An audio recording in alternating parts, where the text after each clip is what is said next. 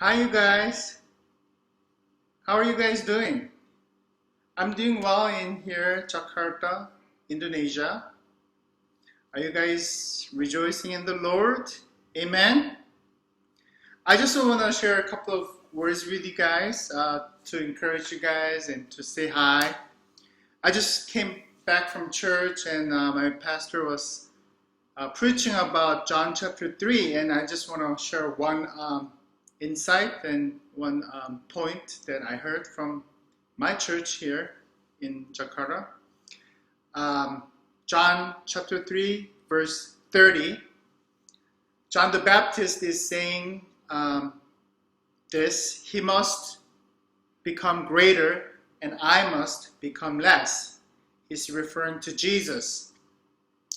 As more people were going to Jesus to get baptized, then they're coming to John the Baptist.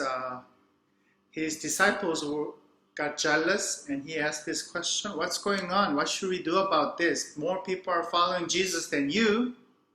And John the Baptist says this to his disciples, that he's not the Christ and Jesus has to become greater and he must become less. How many of us strive to become less? How many of us aim to become servant rather than being served? But that's exactly what John the Baptist was saying, and we should be encouraged to do the same. Our goal should be glorify Jesus, serve Jesus, and let his name be glorified rather than us. Let his righteousness guide us and be exalted rather than our own righteousness, right? Amen? I just want to share what I'm doing here in Universitas Pelita Harapan, which means the University of Light and Hope. This is a growing Christian university just outside of Jakarta. I'm teaching 3 classes. One, Christian religion, which is the Bible overview. So I teach Old Testament and New Testament. But also I teach a Christian worldview, number 1, which is a kind of a doctrinal theology. So one class I teach management students, one class I teach business, and one class I teach law and international relations students. So these are not theology students. They are 17 years old, 18 years old, 19 years old, so young. And one class I have 45 students, another class 55 students, another class about 60 students. So some students chat. That's really annoying me, but I can't really control the whole crowd. So I try to know their names and ask them to be quiet. But you know what? I have to thank you guys, because I realized that you guys have been really good to me. When I asked you guys stop talking or stop goofing around, you guys did. And I really appreciate that. And so I realized how blessed I was to have you guys as my congregation. So I just thank you for paying attention to my boring sermons without talking too much, okay? So I have about 160 students, and I don't want to treat them just nameless faces. So I demand them to sign up for lunches and coffees in 3 and 4 so that I can get to know them and hear their stories. And it's been really helping me to understand where they are coming from and how I can adjust my teaching to their own context. So it's been really helping me. I realized that these kids are the same spoiled young kids who are addicted to their smartphones, just like you guys. So it doesn't matter they're in Indonesia or in the States, in Europe, in Korea. we're all the same. We're all spoiled. We're all addicted to our smartphones and apps and YouTubes.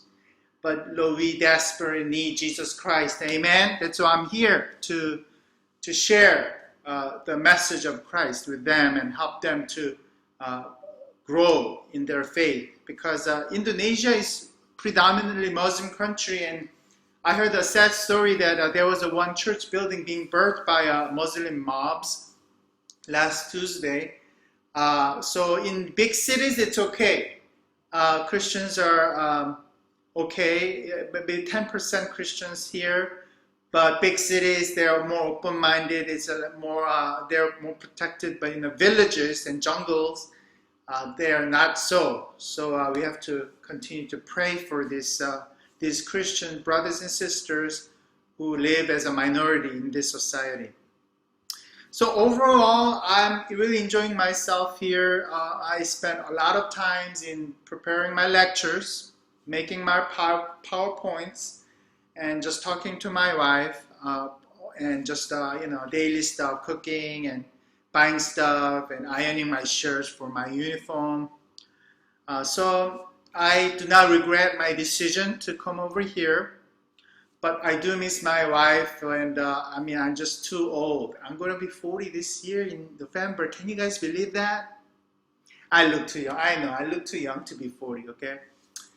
But anyway, I just made a decision. Whatever happens next year, I'm not going to do this long distance thing again. I love my wife. I want to stay with her. We want to stay together wherever. So we are continuing to pray for that. But I just miss my wife. I love my wife, Diana, and I really thank her for continuing to attend APC and continuing to support their ministries. And I also miss you guys. You know, I just realized that you've been an awesome congregation, and I really miss you guys. I really hope for the best. I just want to let you know that I'm praying for you, and whatever God has for APC, EM, and youth group, I'm very excited that what God is going to do. Thank you for the Apple Watch. This has been the really great thing. I check up my walking and and my schedule, and also when Diana calls me, it vibrates. I cannot miss it. So thank you so much, and thank you for Fly Emirates and this Ivy Lee. You guys awesome. Thank you so much. And I miss you guys. I'm coming back, like Jesus is coming back, right? I'm coming back on December 13th, Sunday. So you cannot miss that Sunday, okay? I'll be back, and I want to know whether you have been a good boys and girls, okay? I love you guys. See you guys soon. Bye.